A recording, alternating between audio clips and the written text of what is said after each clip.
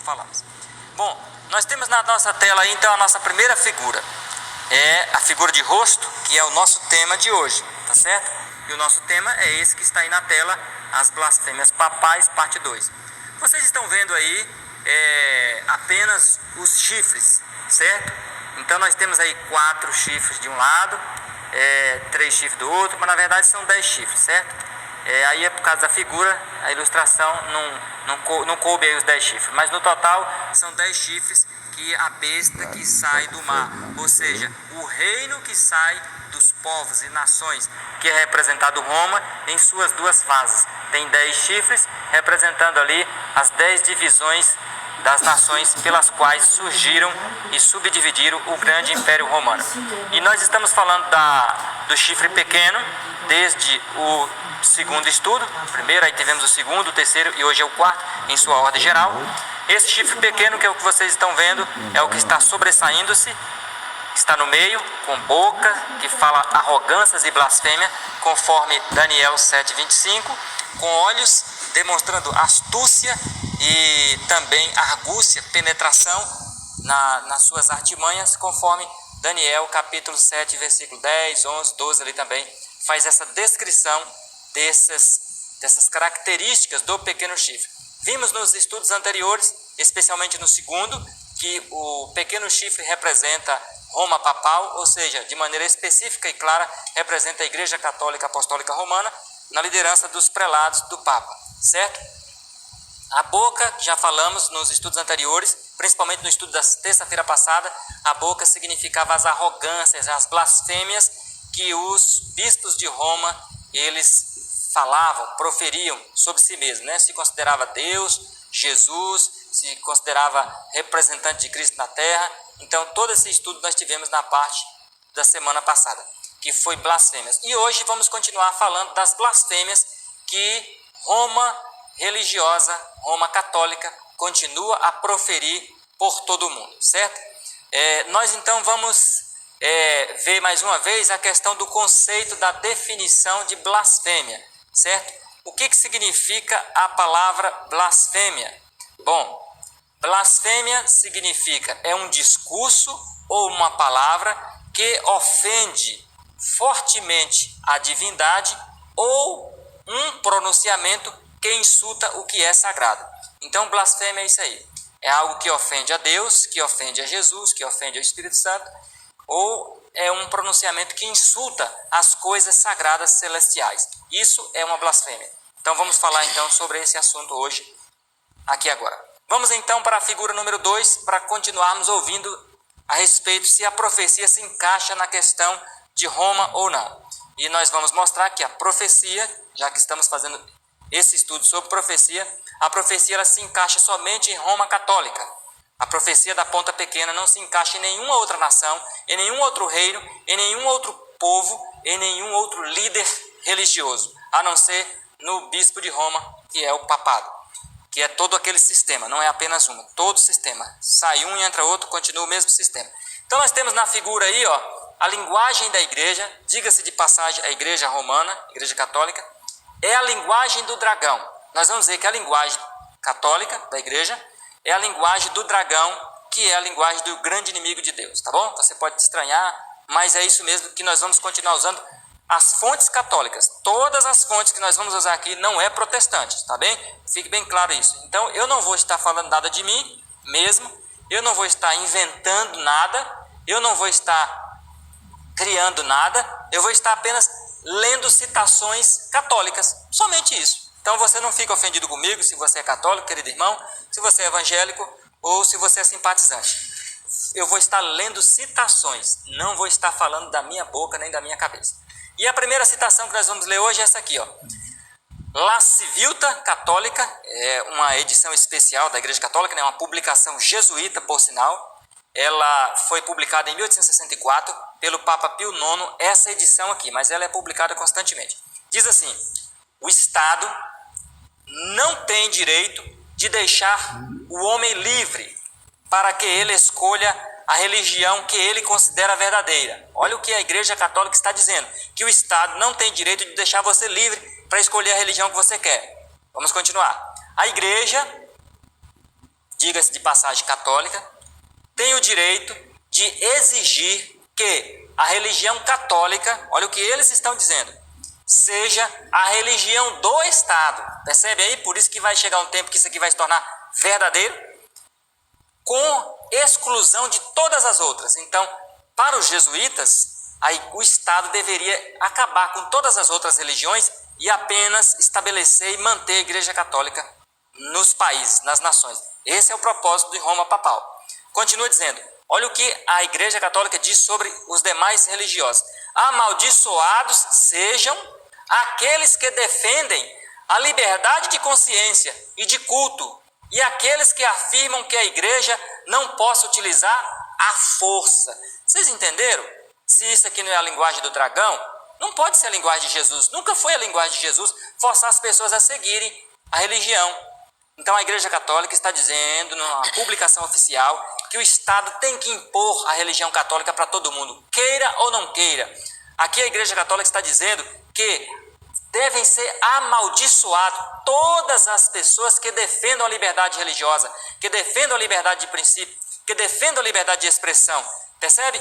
E também os jesuítas estão dizendo, uma organização oficial da Igreja Católica, está dizendo que se a igreja precisar utilizar o braço da força para impor a religião, ela vai usar. Só uma curiosidade para você. Você sabe, não sei se você sabe, se você não sabe, vai saber agora, que o atual Papa, o Francisco, ele é dessa ordem jesuíta, certo? Então Francisco defende abertamente essas ideias que acabamos de ler, tá certo? Nós vamos mostrar aqui o juramento que eles fazem, o juramento que o Papa Francisco fez ao ser ordenado como um jesuíta, como um padre jesuíta. Então você vai ficar estarrecido com o juramento que o Papa Francisco fez, certo? Nós vamos ver que juramento terrivelmente cruel e sinistro. Mas aqui está a publicação oficial, que inclusive é um pensamento compartilhado pelo Papa Francisco, que não deveria ser dado liberdade religiosa para o mundo, que a igreja tem o direito de usar o poder e a força. E por que ela não faz isso ainda, irmãos? Você sabe por quê? Porque ela perdeu o poder, a supremacia dela acabou nos 1260 anos, acabou em 1800, por volta de 1800, nós já fizemos esse estudo aqui, quando Napoleão invadiu o Vaticano, prendeu ali o Papa Pio VI e morreu em cativeiro, aos 83 anos de idade. Lembra-se? Então, dali para frente, a Igreja Católica Apostólica Romana perdeu o poder no mundo de perseguir, de massacrar e de não dar liberdade religiosa para as pessoas escolherem a sua religião.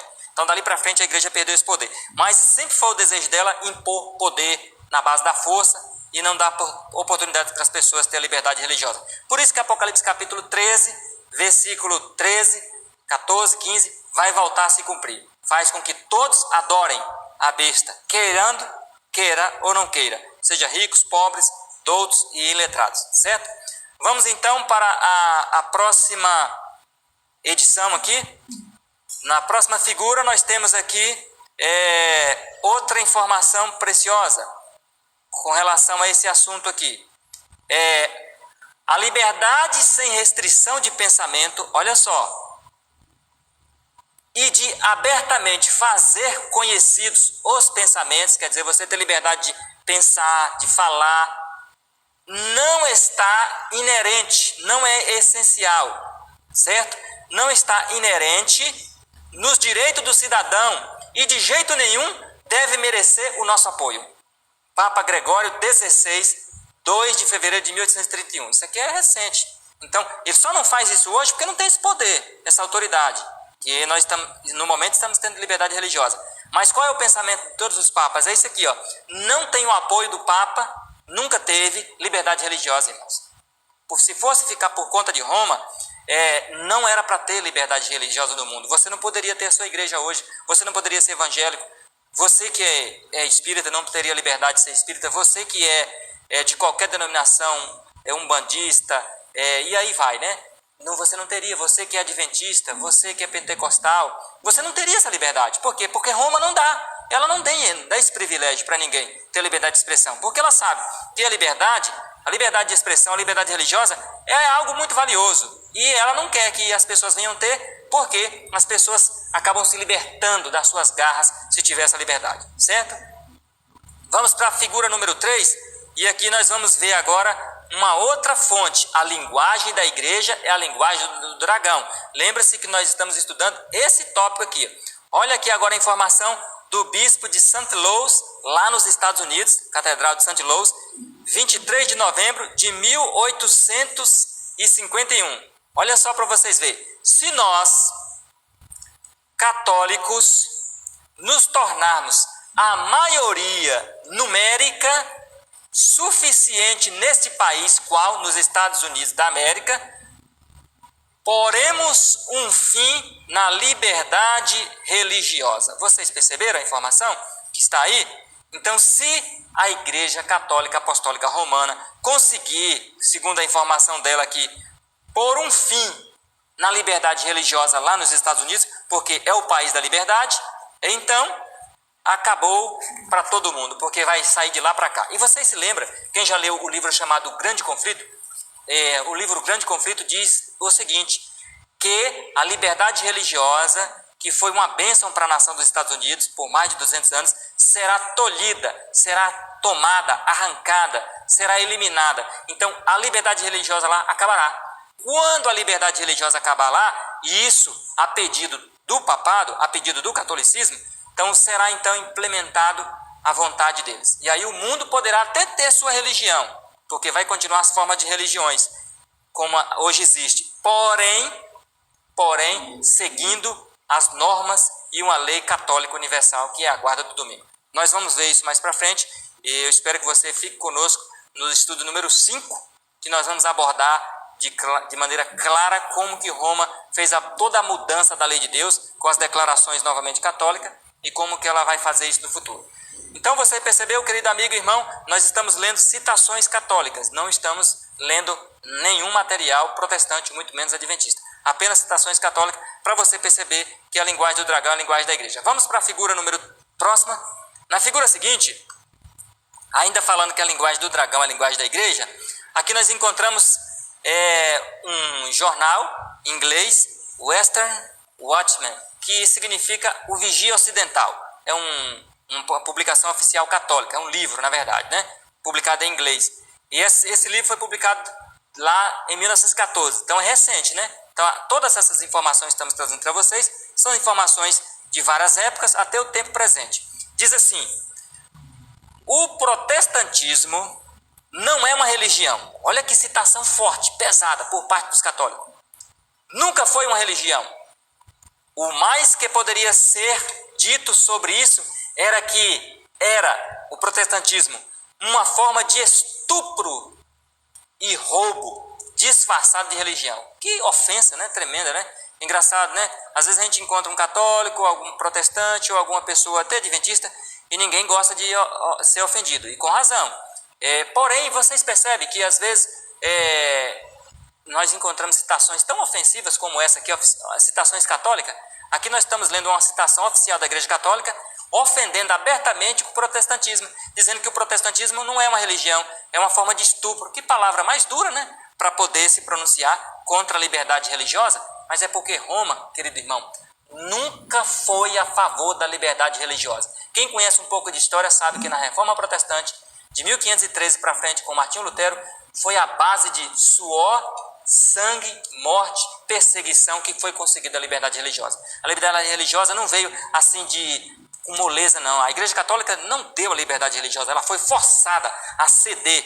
Mas ela cedeu a liberdade religiosa a contragosto, que ainda perseguiu milhares. E mesmo depois da Reforma Protestante ter surgido, por volta de 1513, a perseguição continuou na Europa, a matança não foi interrompida, porque a matança continuou em Portugal, especialmente, e na Espanha, países extremamente católicos, até por volta de 1850. Viu? Então, para você ver, olha, o protestantismo surgiu em 1513, e a perseguição foi até 1850, depois do 1798, para você ver que a Igreja Católica nunca gostou dessa ideia de liberdade religiosa. Por quê? Porque quem pensa é inteligente, raciocina, estuda. Não precisa que o outro pense para ele, que o outro indique para ele qual é o dia que ele tem que guardar, qual é a religião que ele tem que seguir. Você é inteligente o suficiente, tem um cérebro para pensar, estudar, conferir na Bíblia o que é verdade e o que não é mentira e seguir de acordo com a sua consciência. Mas Roma nunca gostou disso. Mas graças a Deus estamos vivendo um tempo de liberdade e temos que aproveitar essa liberdade para fazer o que estamos fazendo hoje. pregando abertamente. Se eu estivesse vivendo hoje aqui com vocês, aproximadamente 200 anos atrás, nós já tínhamos aqui sendo perseguido, já tínhamos sido, na melhor das hipóteses, preso, torturado, se não morto. E aqui essa igreja já tinha sido lacrada pelas autoridades, ao vivo aqui seríamos interrompidos e seríamos até linchados. Mas esse tempo vai voltar, fique sabendo disso. Está na profecia que esse tempo vai voltar e nós não teremos essa oportunidade, essa liberdade religiosa de pregar abertamente os erros e a linguagem do dragão, que é a linguagem católica. Mas enquanto temos a liberdade, não podemos perder tempo, temos que falar, salvar almas dessa matrix espiritual sinistra que, infelizmente, o catolicismo tomou conta do mundo. Agora na próxima figura, que na verdade é um vídeo, eu quero que vocês prestem atenção bastante nesse vídeo, porque você pode dizer assim, irmão, mas isso aí foi no passado, isso aí não acontece hoje, você está enganado. Eu vou mostrar para vocês aqui uma declaração aqui agora de um bispo, autoridade máxima no Brasil da Igreja Católica. Na verdade ele é um arcebispo, ele é líder de bispos, então ele fala oficialmente em nome do Papa no Brasil. E ele vai dizer para vocês se o que eu acabei de citar para vocês, as citações de livros católicos, foi da minha cabeça, foi coisa minha, ou se é uma citação oficial católica. E vocês vão ver que a linguagem do dragão, a linguagem do diabo, que não dá liberdade para ninguém, Satanás não dá liberdade para as pessoas pensarem, agirem e crer no Deus da maneira que quer, e estudar a Bíblia e professar, ele nunca deu e não dá. Foi forçado a dar. Que nesse vídeo vocês prestem atenção, porque esse arcebispo, em nome oficial da igreja, vai dizer o que realmente a igreja pensa sobre mim e sobre você. Então você vai ouvir agora a citação e você julgue pelas suas próprias palavras se este homem realmente pode falar em nome de Jesus. Vamos ouvir o vídeo. Então, voltando, um católico deve ser católico de corpo inteiro. Quando um católico se coloca acima da igreja para julgá-la, já deixou de ser católico. E quando um católico diz, eu vou pegar a Bíblia para ver o que a igreja está dizendo, ele também já virou protestante. Aqui está o erro dos protestantes, colocam a Bíblia acima da igreja. Isso é bobagem pura, porque a Bíblia nasceu na igreja. A Bíblia é a expressão da fé da igreja.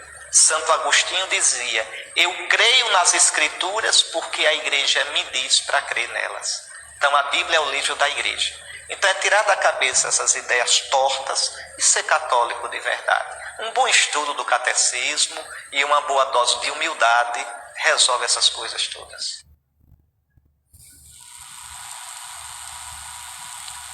Ok, meus irmãos, vocês viram aí? Então, olha só, ele falou claramente que se você crê na Bíblia e somente na Bíblia, você não é católico. E você sabia que é verdade? Por incrível que pareça, é triste essa declaração que acabamos de ouvir, mas é verdade. Se você crê na Bíblia e somente na Bíblia, você não pode ser católico. Você tem que ser cristão, cristão apostólico e não romano. Porque os cristãos, meus irmãos, apostólicos, só tinham a Bíblia. Pedro só tinha a Bíblia, que supostamente, só supostamente a igreja o declara como primeiro Papa, que nunca foi, na verdade, primeiro Papa.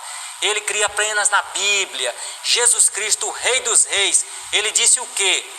Ele disse em João 5,35, ele diz, examinai as Escrituras, porque é nela que contém a verdade, é nela que contém a vida eterna, e é ela que testifica de mim, não é o catecismo que testifica de Jesus, não é o catecismo que contém a verdade, não é o catecismo que contém a vida eterna, é as Escrituras, são as palavras de Jesus. Confere aí na sua Bíblia, abre aí Evangelho de João, capítulo 5,35, e você vai ver o Mestre Jesus falando isso. Portanto, meu irmão, se você crê na Bíblia, você não é católico realmente. Agora, eu digo para você, e se você não crê na Bíblia, você está em maus lençóis, está em mau caminho, porque o único livro que pode te libertar é a Bíblia. Os outros demais livros vai te escravizar, vai fazer uma lavagem cerebral em sua mente, vai te tornar, infelizmente, um subproduto do meio em que você vive. Mas se você não quer isso, então você se apegue à Bíblia, que é o único livro verdadeiro que pode te libertar e te salvar. Então você viu aí que a igreja não dá a liberdade para a pessoa ter direito de estudar a Bíblia, ter direito de ter a Bíblia como livro guia de sua vida. E essa é a linguagem do dragão, irmãos. Como nós estamos vendo aqui nos estudos, realmente sempre foi assim, sempre vai ser assim, e no desfecho final da história vai ser assim de novo. Apocalipse 13, versículo 14, 15, nos mostra isso, que no desfecho final A igreja vai usar todo o seu poder, toda a sua força, aliado à segunda besta, aliado aos Estados Unidos, e aí ninguém mais poderá contrapor esse poder, tá certo? Então você quer se libertar, busque na Bíblia a sua liberdade. Você quer se salvar, busque na Bíblia a sua salvação.